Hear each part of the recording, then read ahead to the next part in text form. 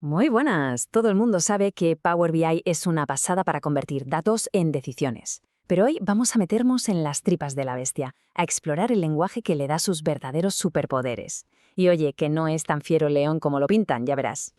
A ver, quienes usan Power BI conocen de sobra sus gráficos, su capacidad para conectar datos, es una maravilla. Pero, ¿cuál es su arma secreta? ¿Qué es lo que de verdad lo pone en otra liga?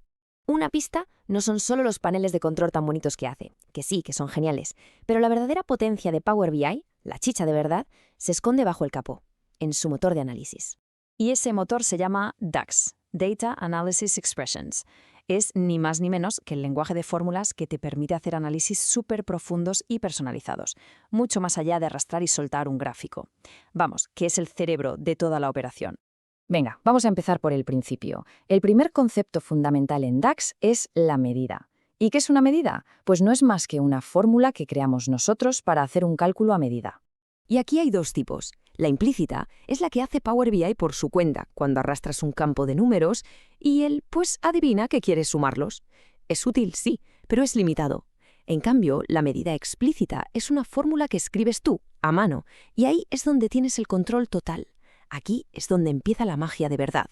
Crear una medida es súper sencillo. Te vas a tu tabla, le das a Nueva medida y escribes la fórmula. Por ejemplo, para tener el total de ventas, la fórmula sería algo así como ventas totales igual a sum de supertienda ventas.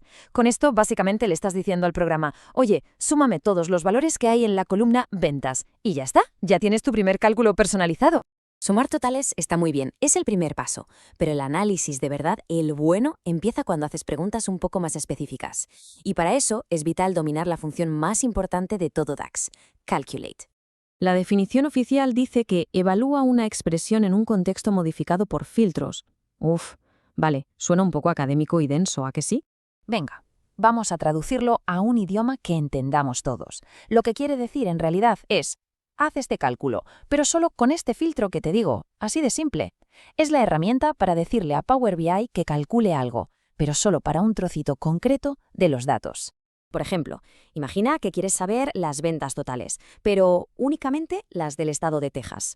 Pues con Calculate le aplicas ese filtro directamente en la fórmula y te da la respuesta exacta que necesitas. Es la puerta de entrada a un análisis mucho más fino y potente. Bien, llegamos a una de las decisiones más importantes cuando trabajas con DAX. Elegir entre usar una medida o una columna calculada. Ojo, porque no son lo mismo y elegir bien es clave para que todo vaya como la seda. La diferencia clave es el cuándo se hace el cálculo. Una columna calculada se calcula de antemano, cuando cargas los datos, y pega el resultado en cada una de las filas de la tabla. Esto ocupa memoria, es como pagar al contado. Una medida, en cambio, se calcula sobre la marcha, solo en el momento en que la usas en un gráfico. Esto consume potencia del procesador, es como pagar a plazos. Entonces, ¿cuándo usamos una columna? Pues cuando la lógica es fija y se aplica fila por fila. Por ejemplo, para ponerle una etiqueta a cada venta y decir si es grande o estándar según lo que se ha gastado el cliente. Como ese valor no va a cambiar, tiene todo el sentido del mundo calcularlo una vez y dejarlo guardado en la tabla. Una pregunta de negocios súper típica es ¿cuántos? Pero no el total de ventas, sino el número de clientes distintos o de ciudades únicas a las que vendemos. Y para esto, un simple sum o un count pues no nos sirve. Imagínate, en los datos de ventas hay miles de operaciones y, lógicamente, muchas ciudades se repiten una y otra vez. ¿Cómo narices contamos a cuántas ciudades únicas le hemos vendido algo? Pues aquí entra un patrón que es oro puro. Se usan dos funciones juntas. Primero, values, de tabla ciudad. Lo que hace es crear una lista temporal solo con los nombres de las ciudades, pero sin que se repita ninguno. Y luego envolvemos esa lista en count rows, que lo único que hace es contar cuántas filas, o en este caso, cuántas ciudades únicas hay en esa lista. Facilísimo. Y listo, el resultado es 542.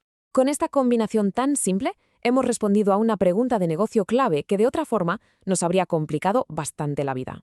Bueno, ahora vamos a subir un poquito el nivel. Nos metemos con los promedios. A ver, calcular el promedio de una columna es fácil. Pero, ¿qué pasa si lo que necesitamos es calcular el promedio de otro cálculo? Por ejemplo, ¿el promedio de las ventas diarias? El objetivo es poder responder a preguntas como, de media, ¿cuánto vendemos cada día? No es el promedio por cada venta, sino el promedio del total que se ha vendido cada día. Para esto se necesita una función iteradora como average. Y funciona en 3 pasos. Es como si pensara. Primero, se crea en su cabeza una tabla imaginaria con una lista de valores únicos. Por ejemplo, todas las fechas en las que hubo ventas. Segundo, va una por esas fechas y calcula las ventas totales de ese día. Y tercero, cuando ya tiene todos esos resultados diarios, calcula el promedio de todos ellos. Es brillante. Y esto nos da una información súper potente. Esto explica por qué, por ejemplo, el promedio de ventas diarias de una categoría como las fotocopiadoras puede ser más alto que el promedio general de toda la tienda. ¿Y por qué pasa esto? Pues porque Average X solo tiene en cuenta los días en los que de verdad se vendieron fotocopiadoras. Así nos da una media mucho más precisa y mucho más útil para tomar decisiones. Y este es el punto clave de todo. Aprender a manejar estas funciones avanzadas es lo que marca la diferencia. Como dice la fuente original, y es que no se puede decir mejor, aquí es donde está el dinero, no todo el mundo sabe hacerlo. Es una habilidad de un nivel superior que aporta un valor tremendo. Vale, para resumir y que nos quedemos con las ideas claras. DAX es el motor de análisis de Power BI. Las medidas son para cálculos dinámicos que se hacen al momento. Las columnas son para lógica fija que se aplica fila por fila. Y las funciones avanzadas como Calculate y AverageX son las que nos abren la puerta a un análisis mucho más profundo. Al final, la pregunta no es tanto sobre cómo funcionan estas herramientas, sino qué nuevas preguntas de negocio se van a poder empezar a responder con ellas. El poder de análisis está ahí, solo hay que empezar a usarlo.